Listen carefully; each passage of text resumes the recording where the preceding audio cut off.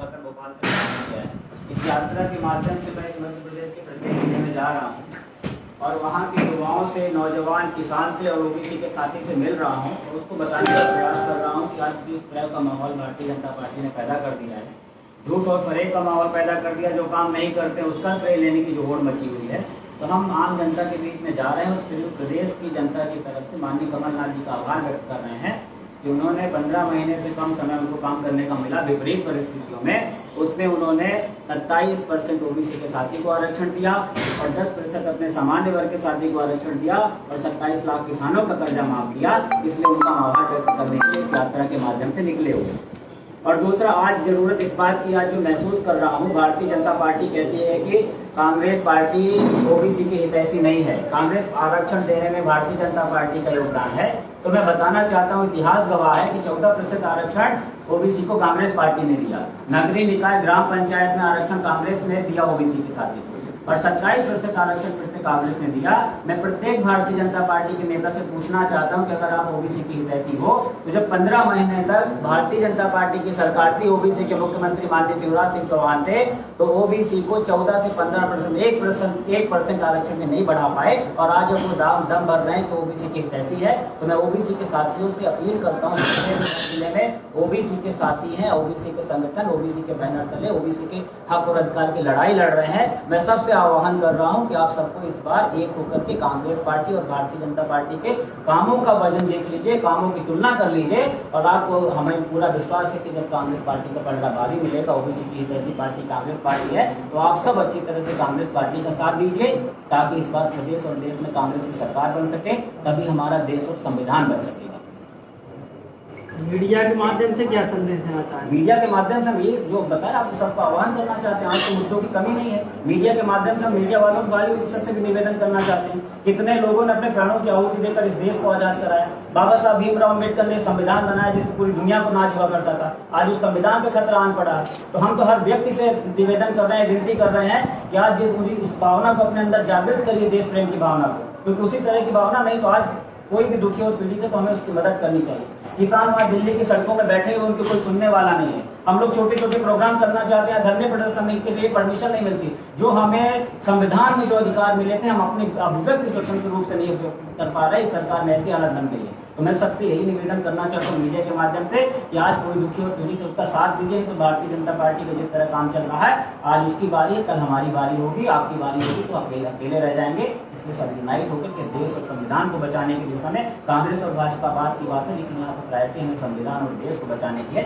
इसलिए सब एक होकर के संविधान और देश के हित में कांग्रेस पार्टी का साथ। अभी हाल ही में एक भाजपा नेत्री का बयान आया है और उनका कहना है कि आरक्षण के मुद्दे पर शिवराज सिंह सरकार निरंतर लगे हुए हैं, इसी कारण पाँव भाई कहा जा रहा है। क्या कहेंगे इसका?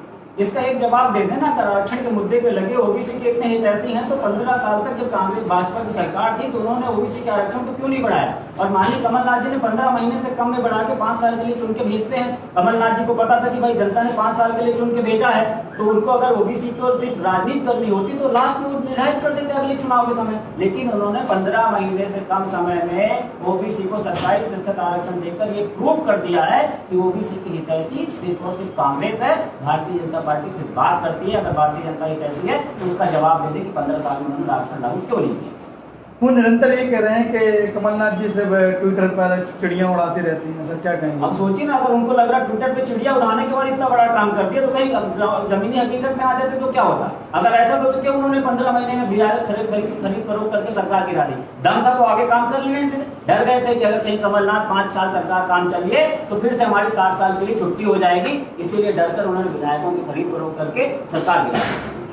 कांग्रेस मध्य प्रदेश में कमजोर विपक्ष और विज्ञापन देना अलग बात होती है, लेकिन हम जनता वर्ग देख ये सम्मेलन कर रही है जगह जगह से, जैसे बड़वानी में आदिवासी सम्मेलन हुआ, अभी आप दतिया में। देखिए, कांग्रेस जो है हर वर्ग को साथ में लेके चलती है। अगर हम हर वर्ग की लड़ाई लड़ रहे हैं, हमने यहाँ पे 27% आरक्षण की बात की है तो हमने 10% आरक्षण जो हमारे सामान्य वर्ग के साथी को दिया है उसका भी हम स्वागत करते हैं। हम हर वर्ग हर विशेष की बात करें, जहाँ पे जिस बंदे के साथ दुख होगा, जिस बंदे के साथ अगर अन्याय होगा तो हम वहाँ पे जाएंगे। उसको जाति धर्म से जोड़ के देखने की जरूरत ही नहीं। 14 से बढ़ के 27% आरक्षण हो गया है, तो इसमें जो आपका पिछड़ा वर्ग है तो कितना आगे पिछड़ा वर्ग का समाज पहुंच जाएगा, इसको आप किस तरह से देखते हैं और क्या देखिए, संभावना पिछड़ा है? वर्ग का समाज कितना पहुंच जाएगी तो बड़ा मुश्किल काम है कहना, इसलिए कि सरकारी नौकरियां कहीं है नहीं।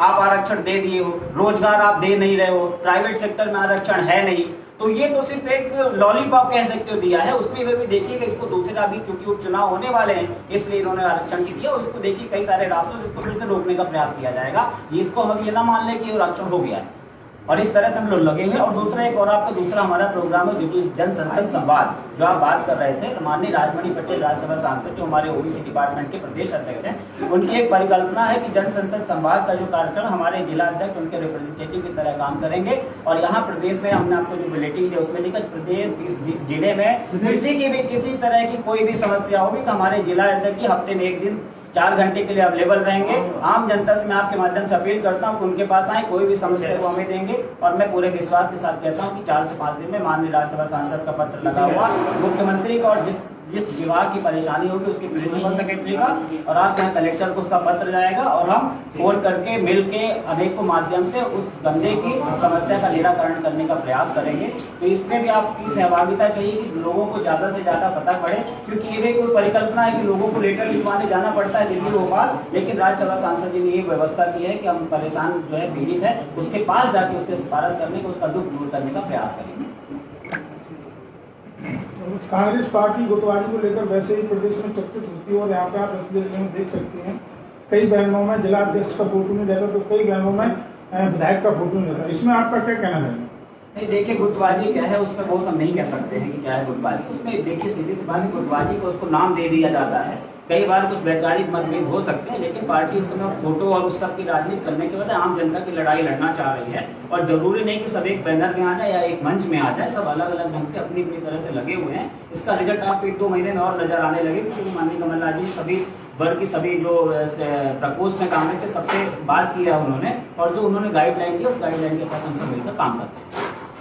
सर, मेरा एक महत्वपूर्ण सवाल, शिवराज सिंह चौहान द्वारा जन दर्शन यात्रा निरंतर की जा रही है, इसको लेकर क्या कहेगी कांग्रेस पार्टी? जनता को दर्शन देने के लिए निकले हो तो हमेशा निकलते रहते हैं जन दर्शन की। जनता की परेशानी दूर करने का कुछ काम करें तो समझ में आता है। 2014 के बाद नरेंद्र मोदी जिन बातों को करके सरकार में आए, सत्ता में आए, उन बातों की बात नहीं करते हैं। आज इनका सिर्फ और सिर्फ जो ज्वलंत मुद्दे हैं उस मुद्दे से भटकाने का काम प्रयास किया करता है। बड़े बड़े होर्डिंग्स लग जाएंगे, बड़े बड़े वो लग जाएंगे, जन दर्शन कर जाएंगे। मैं कहता हूँ 2014 के बाद की बात कोई भारतीय जनता पार्टी का नेता क्यों नहीं करता है? क्यों शिवराज सिंह चौहान किसी भी नेता का देख लीजिए, 80% वो सिर्फ राहुल गांधी जी की बात करेंगे, कमलनाथ जी की बात करेंगे, उनकी बात ज्वलंत मुद्दों की बात नहीं करते। 2014 में जिन जिन बातों को लेकर उनकी बात क्यों नहीं करता? कोई भारतीय जनता पार्टी का नेता क्यों नहीं बोलता है कि हम ये सब कंपनियां बेच रहे हैं, हमको वोट दो?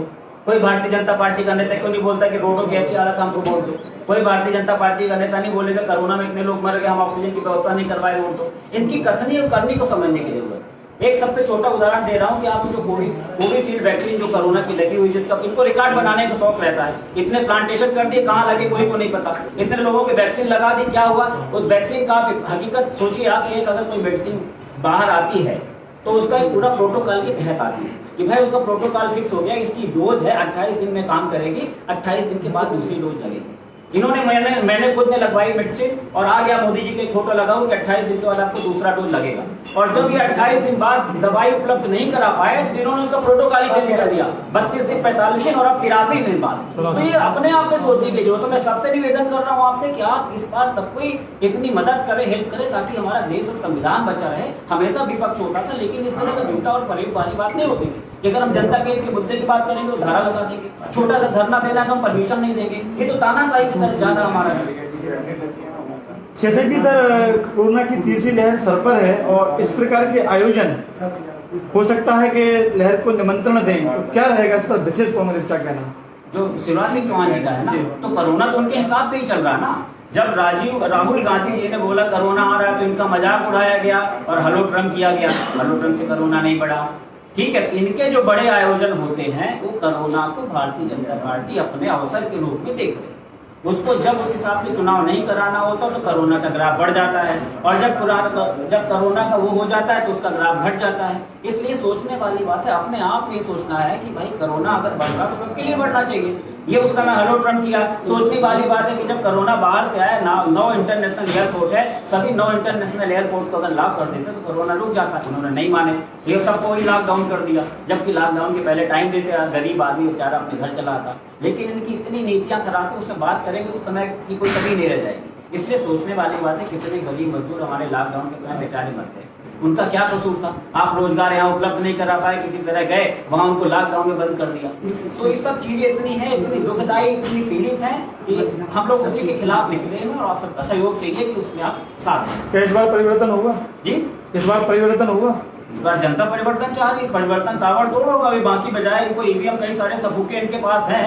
अभी पुलवामा हमला न करा दे, कुछ न करा दे। पिछली बार भी इनके खिलाफ माहौल जा रहा था, पुलवामा हमला करा दिया। आज एक एक्सीडेंट होता तो उसकी गाड़ी का नंबर क्या सब पता पड़ जाता है। पुलवामा हमले का आज तक नहीं पता 350 किलो आरडीएक्स कहाँ से आया, बोलेरो गाड़ी किसके नाम पर रजिस्टर्ड थी, वो गाड़ी कौन चला रहा था। मिलिट्री जैसे सुरक्षित एरिया में इतने सारे बैरियर पार करते हुए हमारे सेना की गाड़ी से टकरा गई, उस बैरियर पे किसकी ड्यूटी लगी थी, कोई चीज सामने नहीं है। तो इनके तो पैरामीटर्स बने हुए हैं, उस पैरामीटर्स का पहला काम इन्होंने किया कि ऑक्सीजन के कारण एक भी व्यक्ति की मौत नहीं हुई, और चुनाव तक इस तरह पता नहीं कितने प्रोपेगेंडा फैला देंगे। इसलिए हम लोग लगे हुए कि आम जनता जाने, आम जनता अपने हक अधिकार को पहचाने और देश और संविधान को बचाने की दिशा में प्रयास करे।